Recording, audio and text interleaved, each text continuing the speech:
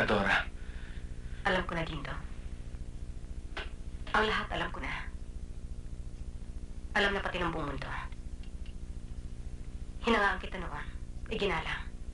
Ang sabi ko, wala nga pera ito sa bulsa, pero ang prinsipyo, matino. Hindi magloloko dahil may paninindigan. Hindi manloloko ng kapwa. Hindi gagamit ng kapwa dahil may payak. Pero ano ka dito? Matupad mo lang ang ambisyon mo. Ang baliw mo ambisyon. Pati sarili mo hindi mo na iginalang. Sarili mo na lang, Dindo. Kahit na ako, Dindo. Kahit na ako, huwag mo nang irespeto. Pero ang sarili mo, anong ginawa mo? Binapi mo pati ang katawan mo. Makarating ka lang dun sa itaas. Ipinagpalit mo pati ang katawan mo.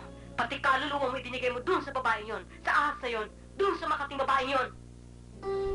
Ikaw mahal ko, Adora. Kung totoong sinasabi mo, bakit ka pumatol sa kanya? Hindi mo ako mahal, Dindo. Ayaw mo lang aminin sa akin dahil alam mo mahal kita at naaawa ka sa akin. Nakokonsensya ka. Give me a break, please! Gusto kong umangat, Adora. Kahit konting angat lang. Tinutulungan ako ni Renny. Tinatapatan ko lang ang tulong niya. Ikaw ang mahal ko.